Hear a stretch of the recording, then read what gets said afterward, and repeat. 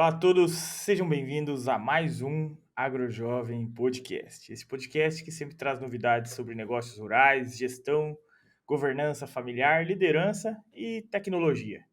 E nós gostamos sempre de conversar com produtores rurais e especialistas do setor para aprender junto com eles, trazer novidades para você que é nosso ouvinte e quer aprender junto com a gente.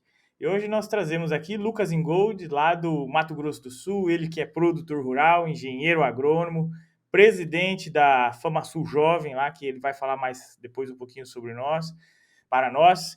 Então seja muito bem-vindo aqui ao AgroJovem Podcast, Lucas. Oi, Lucas, tudo bem? Tudo jóia. Muito obrigado pelo convite. Muito feliz em poder participar aqui, contar um pouquinho do que a gente vem fazendo e também um pouco sobre a comissão, nossos trabalhos. Vai ser uma conversa muito boa.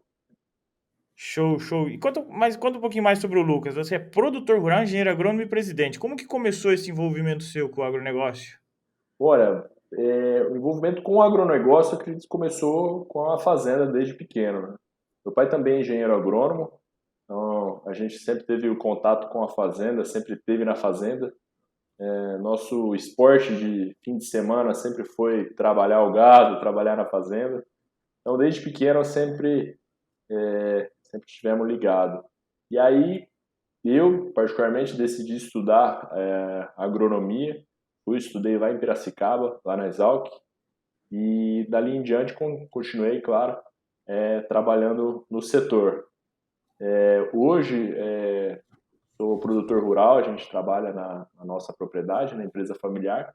Também atuo como engenheiro agrônomo através de serviços agronômicos, assistência técnica, georreferenciamento, laudos periciais, enfim, uma gama de serviços. E também estou como presidente da comissão FamaSul Jovem, aqui no Mato Grosso do Sul. Que bacana, que bacana. E dentro da propriedade, você atua junto com o seu pai ainda, você comentou. Como que funciona isso lá dentro, nessa transição entre gerações? Quem que manda? Ele que manda, você que manda ainda? Não sei como é que é essa idade dele e como que começou seu envolvimento mais prático lá dentro, né? Que no começo a gente é mais um ajudante. E em algum momento a gente começa a incorporar a propriedade, a gestão e outras frentes. Para você, como é que foi Sim. isso no começo? Olha, essa transição, né, no caso nosso, né, eu vou dizer assim, na nossa empresa familiar, do papel da gestão da nossa empresa familiar, da fazenda, do negócio, ele não foi tão gradativo. Claro que existe uma forma como que ele foi se desenvolvendo, né? Mas ele se deu início quando eu, na realidade, depois de formar, fui morar em Rondônia. Estava morando lá, trabalhando lá, e então eu estava viajando aqui para Campo Grande, visitando a família, e a gente sentou para conversar a respeito dos futuros do negócio da família, de como eles estavam. Então surgiu a oportunidade da gente montar um novo modelo de gestão. Inclusive a gente até conversa, fala às vezes, sobre muito sucessão. Na realidade ela partiu não de simplesmente suceder, mas e sim um modelo de gestão em que também incluía o meu irmão e a minha mãe. Eles estão inclusos também hoje na gestão, claro que menos operacionalmente, mas dentro do negócio, estrategicamente falando, eles estão envolvidos inclusive nas tomadas de decisão. Então, nesse momento, naquela primeira reunião que nós tivemos, que na realidade foi mais uma conversa, surgiu a oportunidade de eu voltar aqui para o Mato Grosso do Sul e assumir a frente da produção em si, né? Então, vindo para cá, voltando aqui para o Mato Grosso do Sul, eu assumi a gestão da fazenda. Com isso, o relacionamento com o meu pai, que também é engenheiro agrônomo, também é sempre ele que esteve à frente da fazenda, é, eu e ele a gente tem um alinhamento a nível estratégico, tático, a gente se reúne semanalmente, quinzenalmente, para discutir o que a gente vai fazer, como nós vamos fazer. Mas o dia a dia da produção, da questão da coordenação da equipe, das frentes de trabalho, é tudo focado em mim, até para a gente conseguir ter uma melhor desenvoltura na hora de conseguir realmente destinar a cada equipe de trabalho o trabalho correto, porque senão eu já vi isso em algumas propriedades, em empresas familiares, que às vezes acaba tendo um pouco de conflito, de falha de comunicação, porque um fala uma coisa, outro fala outra. A gente definiu que ficasse tudo concentrado em mim. Inclusive, meu irmão e minha mãe também, sempre que existe alguma demanda, alguma coisa que eles gostariam, vem através de mim. Hoje, então, dá para falar que eu estou dentro de um papel bem operacional junto com a equipe da Fazenda e tático, né? E ao mesmo tempo, os meus pais e meu irmão, a gente entra num um papel mais estratégico dentro do que vamos fazer ao longo do ano, nos próximos anos. Então, assim, essa mudança ela se deu numa mudança de realmente de como que seria tocado o negócio. Mas não mudamos a atividade em momento nenhum. A gente continua com cria, recria e engorda. E aí eu trouxe uma frente que eu sempre gostei muito de trabalhar, sempre estudei, sempre me envolvi, que é a integração lavoura-pecuária, pensando mais pelo lado da pecuária, em transformar uma fazenda típica de pecuária em uma fazenda integrada. E aí a gente começou a trabalhar com soja, sorgo, enfim. A gente está desenvolvendo ainda, não está 100% consolidado, vamos dizer, a integração, mas ela já é uma frente dentro da fazenda, sim. Que bacana. Uma dúvida minha.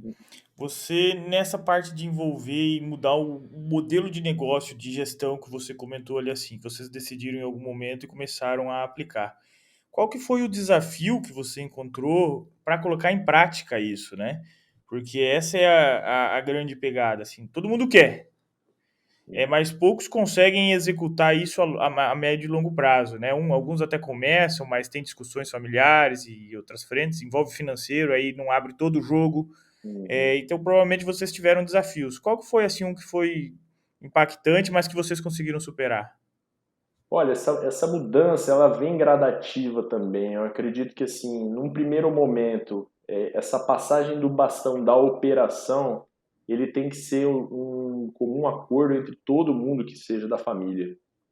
Por isso que assim, eu particularmente admiro muito os meus pais por eles realmente serem, eles terem visão de poder assim realmente sentar junto e abrir realmente a oportunidade e abrir as portas para que se possa trabalhar, né? Claro que nesse meio termo existe uma maneira diferente de como eu faço, de como eles fazem, e ao mesmo tempo estava se construindo uma nova maneira de como nós vamos fazer, né? Porque deixa um pouco de lado o como eu faço e como nós vamos fazer. Essa transição, ela acontece mesmo, acho que esse que é um dos principais, do principal desafio seria decidir como se toca, né? Da transição de como eu faço, como ele faz ou como outra pessoa faz para como nós vamos fazer. Eu acho que esse é um desafio grande que ele tem que ser, ele tem que ter uma transição. Ele, ao mesmo tempo que eu falei que foi assim, pô, foi abrupto, mas no sentido de assim, olha, vamos começar agora. Você já pega gerindo a fazenda, vamos começar a sentar e estruturar desse novo modelo. Mas ao mesmo tempo, até a gente entender exatamente quais eram os papéis, a gente conseguir formatar isso que basicamente a gente conseguiu resumir, olha, aqui nessa parte operacional estou eu, estratégica, está aqui, acione quinzenalmente. Teve um longo caminho para a gente chegar mais ou menos nesse modelo de processos, né? E além disso, um ponto principal que é muito importante dentro da empresa familiar, eu acredito que de todo até em todo segmento e de todo o tamanho também, existem momentos para se discutir sobre o negócio e momentos para se discutir coisas que não são do negócio. Isso foi algo que a gente demorou para aprender e realmente entender que uma coisa é uma reunião da empresa, uma coisa é a reunião da família, né? A gente sentar na mesma mesa, todo mundo, para estar às vezes no domingo, às vezes comemorando, a gente não pode tocar no assunto da fazenda, dos negócios, porque senão a gente fica o tempo inteiro falando sobre isso. Até para quem está em volta, Exatamente. né, até acaba se incomodando. Então, a gente se policia, claro que tem momentos que às vezes tem alguma crise específica em algum, vamos supor, tá mudando a equipe, alguma coisa do tipo. Claro que isso vem à tona, é difícil você também não falar, é proibido falar. Mas ao mesmo tempo a gente se policia para estar sempre tendo um assunto familiar se mantendo assunto familiar. Acho que Legal. esse que é os dois grandes desafios, né? É um longo período de adaptação e reaprendizado, né? Você muda a forma Sim, de sim, agir realmente. sim, de todas as partes, né?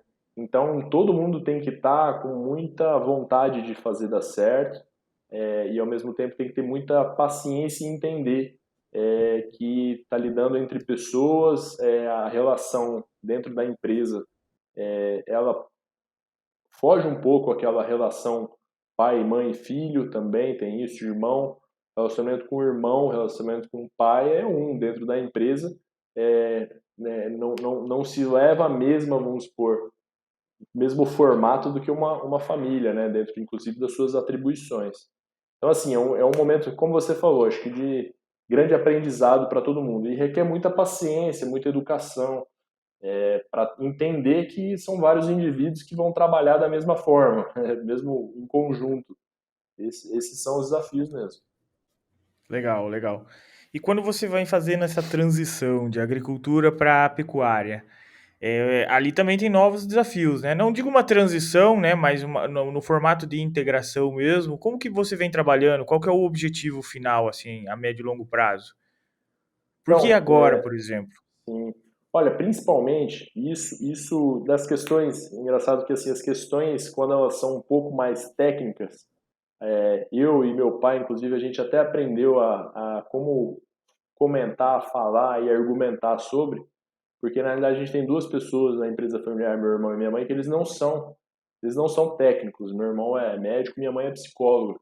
Então, assim, realmente, um novo projeto desse, uma nova iniciativa, ela tem que ser bem embasada e entender que tem que ter os resultados esperados, como você falou, né? Objetivo a médio, curto e longo prazo.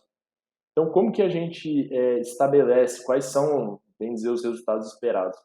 Principalmente benefícios zootécnicos.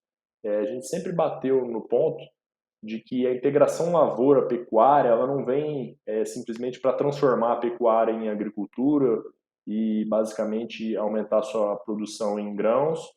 E aí, bom, se você olhar e colocar num patamar de hoje, o faturamento aumenta em relação a de grãos é maior do que de fazendas de pecuária não intensificadas, né, não extremamente intensificadas, enfim, mas vem com o objetivo de trazer benefícios zootécnicos, ou seja, a gente aumentar as taxas de lotação, mesmo diminuindo a área durante o verão para a agricultura. Então, pensando nisso, nosso objetivo é deixar a fazenda inteira num padrão de fertilidade de solo próprio para a agricultura, ou seja, a gente consegue ter altas taxas de lotação nessas áreas e, ao mesmo tempo, a gente poder trazer os benefícios tecnológicos de que a agricultura pode trazer para dentro da fazenda, tanto quanto maquinário, quanto tecnologia de produtos, inclusive de infraestrutura que a agricultura pode trazer. Então, Legal. é, Então vocês fazem soja no verão, aí depois que você tira a soja, você coloca o quê hoje pro gado? hoje a gente está plantando principalmente braquiarão, piatã. Então a gente É, tira a soja e entra com o braquiária. A gente não faz milho o safrinha nosso. A nossa região também, como a gente está em Aquidauana, a gente não está numa frente aqui no estado de região agrícola. Nossa região é predominantemente pecuária, pecuária de cria. A gente está entre Terenos e Aquidauana. Então os solos são um pouco mais arenosos e a janela de período de chuvas ele não é bem definido, ele é muito irregular. Apesar de chover bem, chove muito irregular. Então, assim, as chuvas elas chegam para a gente um pouquinho mais tarde. Então, nossa janela de plantio vai ser novembro, e não necessariamente o começo da safra ali, começo de final de setembro, outubro, o que possibilita as pessoas, em muitos lugares, os produtores fazerem safrinha. Então, a gente vai colher um pouco mais tarde, já entra com a pastagem para estabelecer durante o inverno. Então, aí com isso, né, a gente tem, pensando que nas águas a gente tem ali uma orçamentação forrageira, né, a gente tem muito mais pasto disponível nas águas por conta de temperatura, água, luz, a gente compensa isso que no inverno, as áreas que foram agricultura, a gente vai ter mais área disponível para o gado. A gente consegue manter a quantidade total do gado ao longo do ano numa mesma linha, né? A gente não precisa necessariamente diminuir a taxa de lotação no inverno por conta de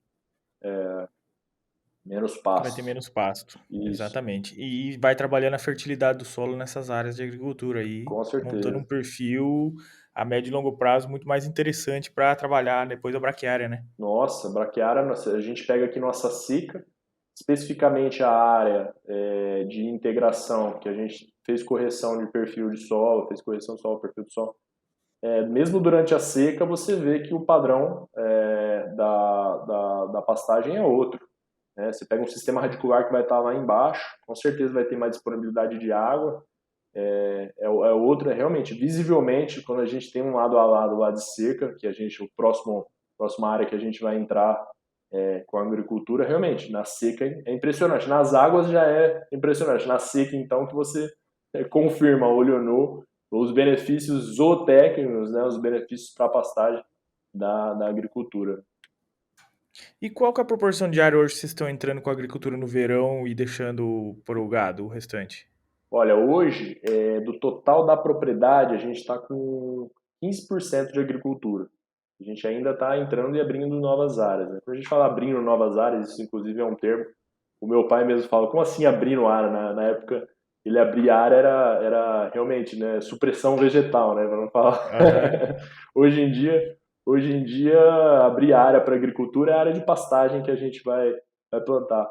Então, a gente está com 15%, a gente quer chegar de 30% a 40%, rotacionando ela dentro da fazenda. Então, a partir do momento que a gente chegar em 30%, 40%, a gente já quer estar destinando esses 15 iniciais para se manter só em pecuária durante um ciclo de 3, 4 anos, para daí então a gente voltar nessa área lá na frente. Então, a gente quer rotacionar a agricultura dentro da propriedade, em Legal. cerca de 30%, 40% dela.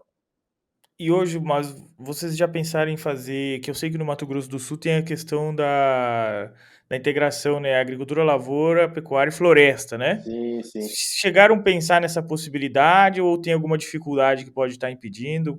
Olha, especificamente para a gente, pensando também em benefícios zootécnicos, inclusive tem até a rede ILPF, que trazem dados muito legais sobre realmente a questão do conforto térmico, maior ganho de peso, que o eucalipto pode trazer, né, a silvicultura. E, inclusive, a questão do sequestro de carbono, a gente pode entrar em diversos benefícios. Especificamente para a gente colocou tudo isso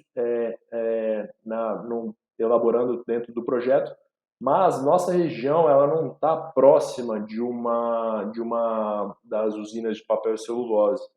Então, o principal ponto que hoje a gente vê em relação à silvicultura é um pouco o valor da carga referente à distância que você está realmente da usina.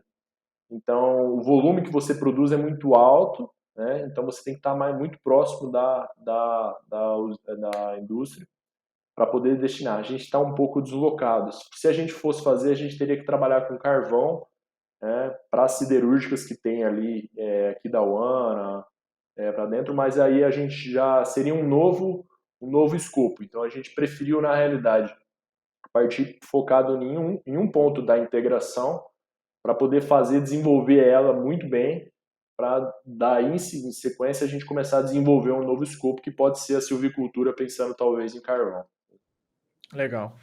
E nesse ainda processo de migração, integração com a agricultura, vocês chegaram a fazer aquisição de máquinas ou vocês estão fazendo tudo terceirizado e aos pouquinhos indo para a parte da agricultura? Porque tem isso, né? Tem todo um Sim, sim. investimento envolvido. Sim. Então, a gente está andando com passos bem curtos, assim. Justamente a gente não fez grandes aquisições. Se a gente tivesse realmente entrado em cerca de 30%, já 40% da área, teria sido viável a gente realmente já entrar se estruturando na questão do maquinário.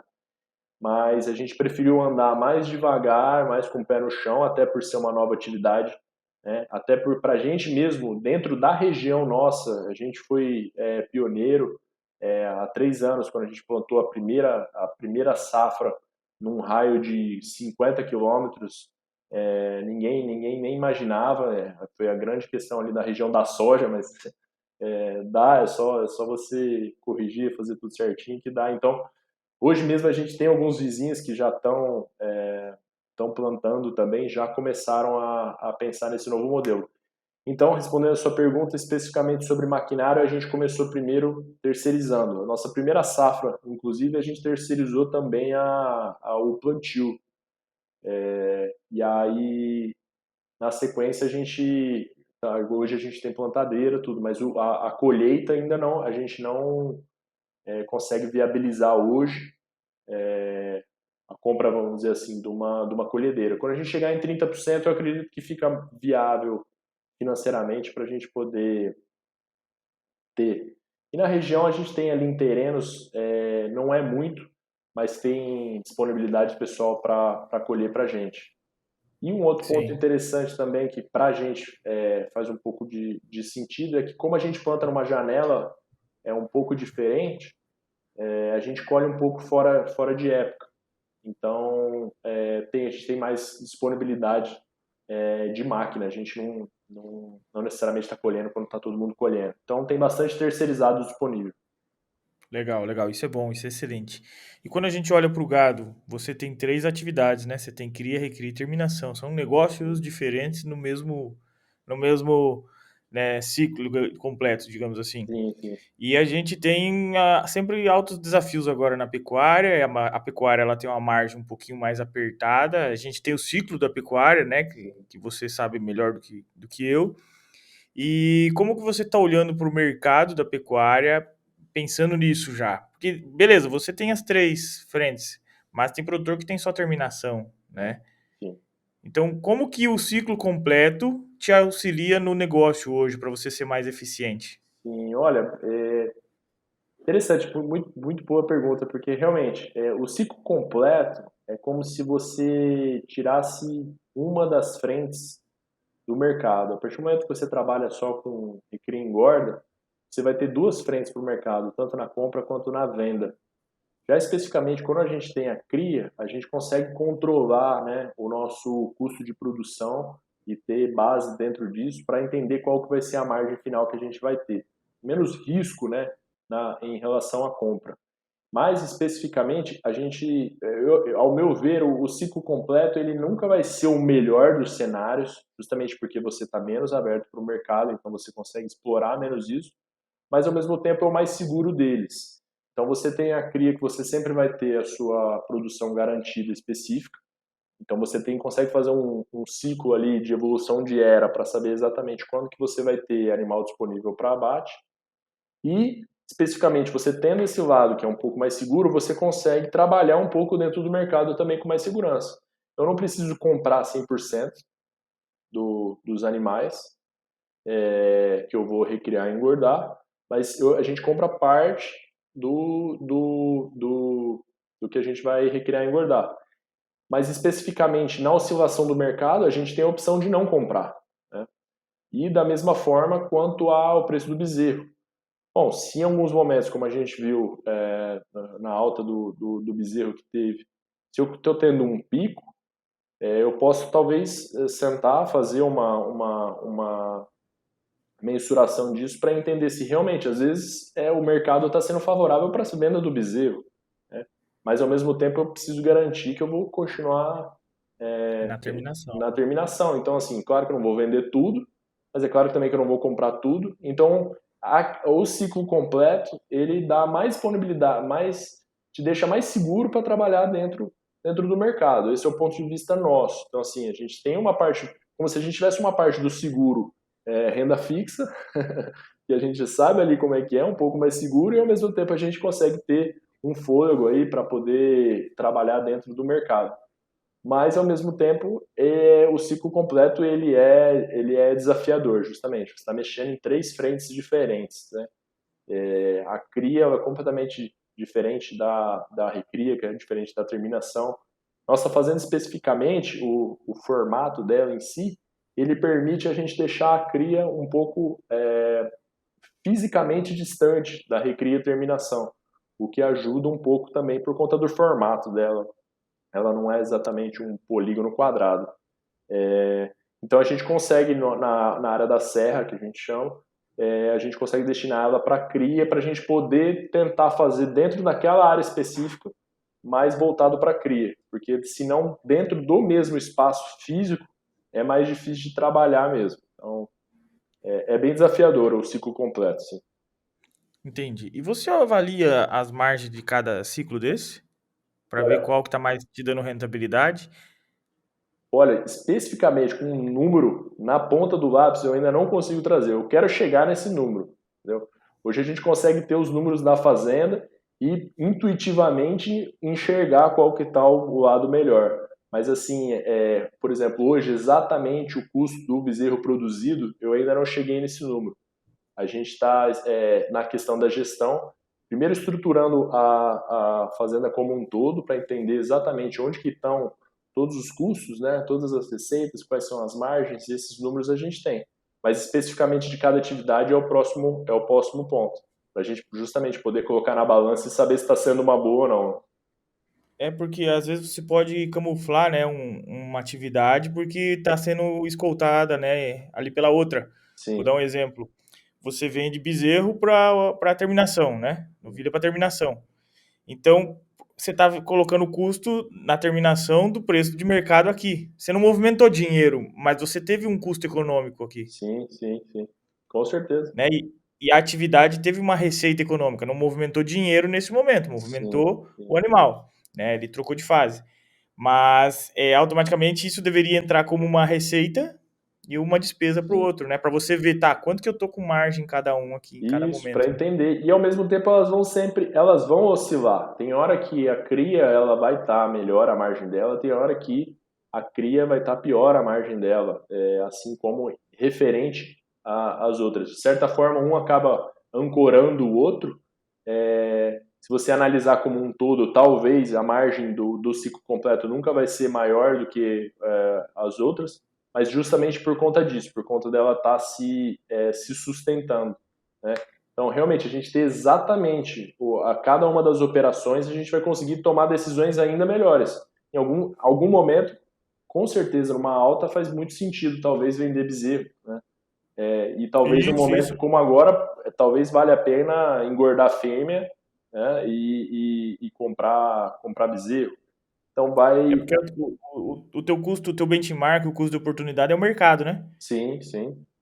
E aí você Então, às vezes, consegue você ter pode estar entrando, comprando, e às vezes você sai vendendo porque você olhou que o time ele é assim, não é para você. sim, Mas sim. o mercado tá pagando. Inclusive, eu acho que o principal ponto que a gente analisa, claro que assim, ainda não tem dados tão precisos para eu poder falar exatamente na vírgula, mas é na recria para engorda. Então você pega muito boi magro hoje, que dependendo você tem um valor ali que às vezes vale a pena, a engorda em si não está sendo o melhor dos mundos.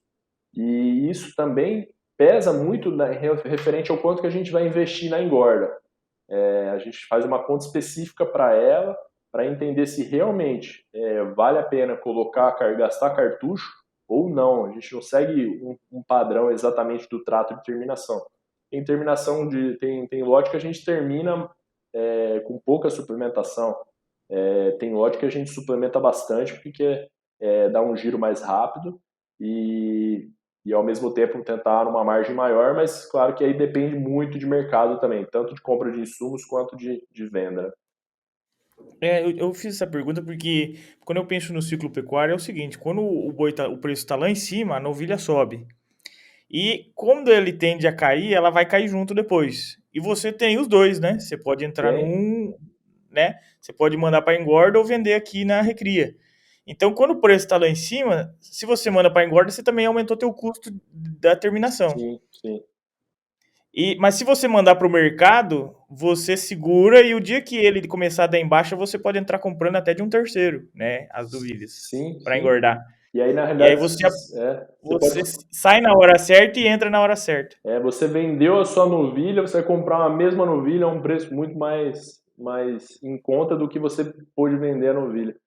Então, esse é o ponto positivo do ciclo completo, assim. Claro que, assim, precisa de ter precisa ter realmente todos os dados na mão, mas você tem muitas frentes para se trabalhar. Às vezes a pessoa que trabalha só com recria e engorda, ela está um pouco travada em simplesmente comprar bem, né?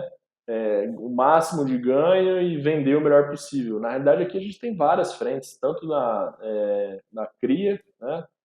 Venda de bezerro macho, venda de bezerro fêmea, compra de bezerro macho, fêmea, venda de novilho, engorda de novilho, compra de macho, venda de boi macho, magro. A gente consegue trabalhar de várias formas. Mas claro que a gente Legal. sempre, nosso objetivo é manter a quantidade de matrizes em estação de monta padrão, justamente porque senão você acaba consumindo um pouco do que você tem do ativo que está em gado, e aí você pode também bagunçar os seus números dessa forma. Então, assim, a quantidade de vaca na estação de monta é o mesmo, a quantidade de prenhez, o objetivo é o mesmo. Claro que agora aumentando, porque a gente está aumentando a taxa de lotação da fazenda. Legal, legal. O número de matriz tem que se manter, porque ali é a tua fábrica, né? É, Agora, se o teu produto final pode ser um ou outro de acordo com o ciclo da sim, pecuária. de acordo com o Vai da mercado. estratégia. Sim, da Show. estratégia a gente conseguir enxergar isso a tempo, né? E É, tem que estar de olho. Às vezes você quer entrar, já foi também.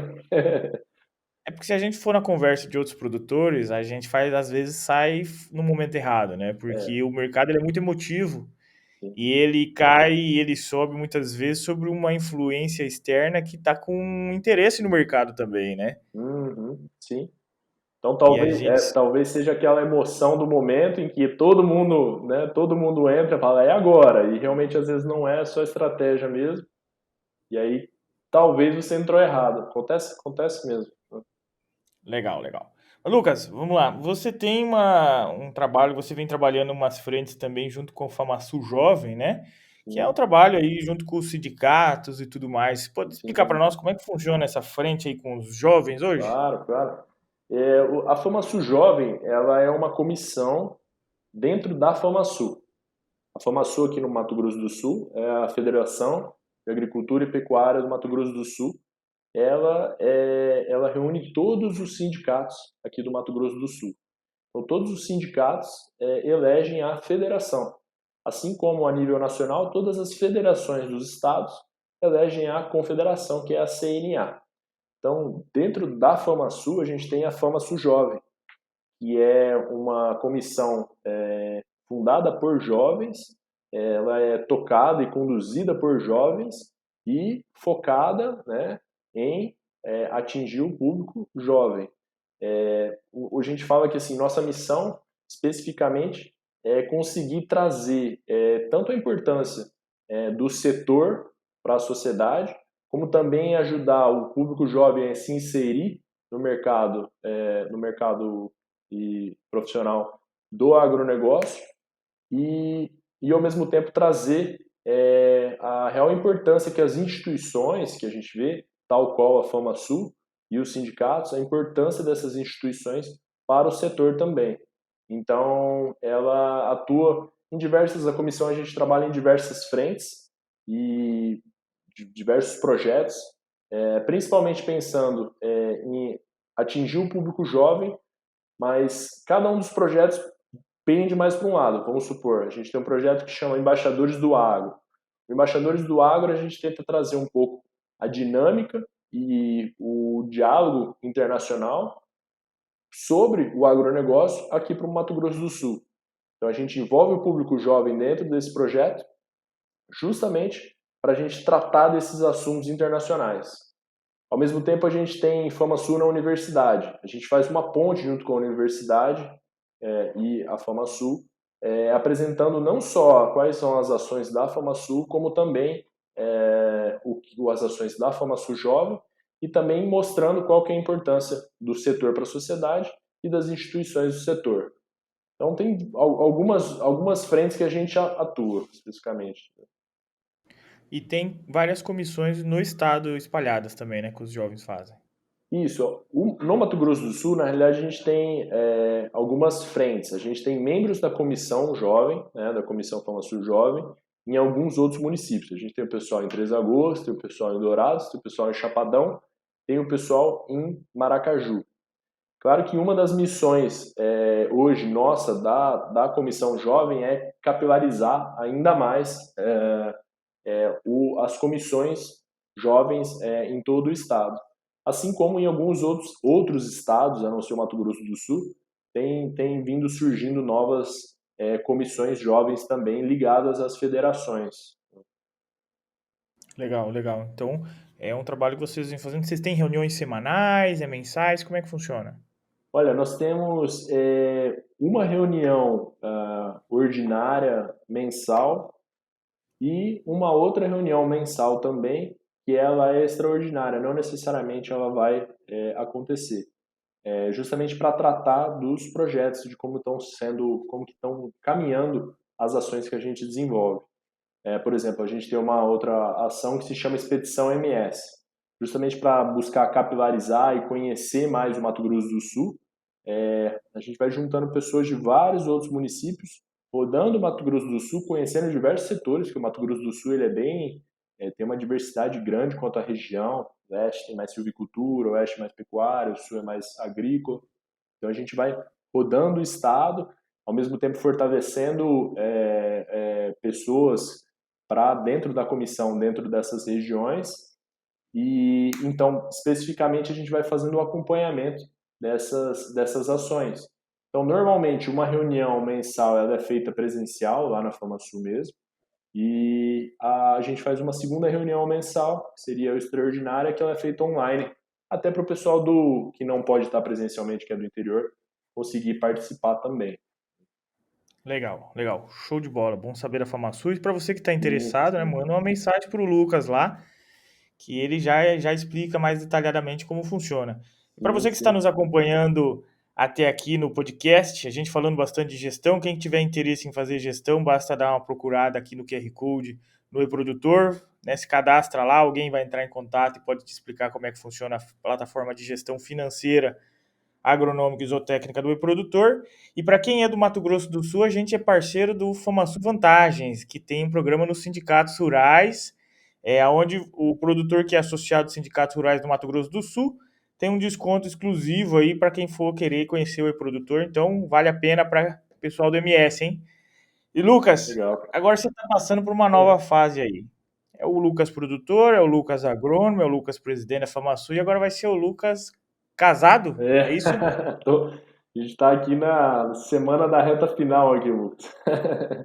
No próximo E sábado, inclusive, daqui a uma semana exatamente, vou estar entrando, ó, daqui a uma semana e 2 horas eu vou estar nesse horário entrando na igreja ali. aí sim, hein? Então tá na Opa, reta final. homem, E homem sério. vocês moram em Campo Grande mesmo, né? Isso, a gente mora aqui em Campo Grande. Da fazenda quantos quilômetros? Olha, da fazenda dá 90 quilômetros. Ah, não, é tranquilo então. É bem Bem tranquilo. pertinho. Hoje mesmo, talvez, a gente já está descendo para lá, aproveitar lá para ver como é que estão, Ah, não, as né? coisas lá. Sabadão e domingo é É, ótimo. Lucas, prazer conversar contigo. Conheci ano passado quando dei um pulinho lá na FamaSul. sim, sim. Já conversamos É, aqui, tem um outro episódio para quem quer conhecer mais sobre o Mato Grosso do Sul. Fizemos um episódio também com o Zé Pádua, lá que é da FamaSul, né? legal, que legal. Sim, o episódio com o Zé. Muito, muito legal. Lucas, muito obrigado mesmo pela oportunidade.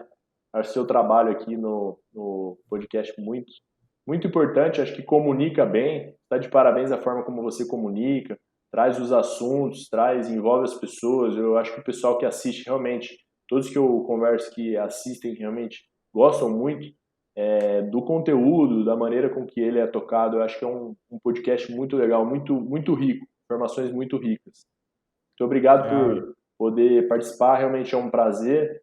E queria ainda deixar o convite, como você já comentou, para não só vir aqui no Mato Grosso do Sul, mas todo mundo que tiver interesse em entender mais como funciona uma comissão jovem, às vezes quer desenvolver dentro do município, quer desenvolver dentro do sindicato, quer desenvolver junto da federação. A gente está aqui de portas abertas, meu contato também no que a gente puder ajudar. Se quiser vir aqui conhecer a gente, Lucas, se quiser voltar aqui, eu tenho certeza que qualquer hora você está de passagem, a gente já combina com também. certeza. Ah, E o MS aqui pertinho, temos que ir sim. pertinho, pô. É só atravessar o rio já tá. Mas muito obrigado Exatamente. mesmo, muito joia o trabalho. Eu que agradeço, Lucas, o aprendizado, explicar um pouquinho como é que vocês vêm trabalhando a comissão. Para você que é do Paraná, saiba que a FAEP aqui, que é a federação também, já está começando a trabalhar, a gente está movimentando uma frente para trabalhar as comissões jovens, então se você tiver interesse, vai acompanhando lá no Instagram. É, Jerings.agro, segue o AgroJovem Podcast. Lucas, qual vai ser o seu Instagram aí para quem quiser dar uma buscada também? Opa, o meu Instagram é lucasingold e tem o Instagram da FamaSul Jovem também, que é FamaSul Jovem. Show, show. Então procura lá o pessoal nas redes sociais. Vamos começar a movimentar não só na propriedade rural, mas vamos começar a movimentar também na sociedade, porque é ali que a gente vai ter influência depois para fazer grandes mudanças, olha assim, que é nos jovens que a gente tem que mexer. Lucas, obrigado por vir aqui trazer essa conversa com nós. Para mim é sempre um grande aprendizado, sabe? Que eu tenho algumas dúvidas que eu vou pedindo aqui assim, que são dúvidas reais e eu vou aprendendo com vocês e o nosso ouvinte Legal. vem aprendendo junto, tá? Não, com Então, certeza. obrigado mais uma vez. E a gente da mesma forma, com certeza a gente aprende muito aqui nas nossas conversas. Obrigado. Show. Um Prazer abração. mais uma vez. Um abração. Um E para você, abraço. toda quinta-feira, um novo episódio. Tem no YouTube, tem no Spotify. Se você não quer ver no YouTube, escute no Spotify, só o áudio. E acompanhe também nas redes sociais, que sempre tem um episódio novo. Um grande abraço. Até a próxima. Tchau, Valeu, tchau. Lucas. Tchau, Um tchau. abração.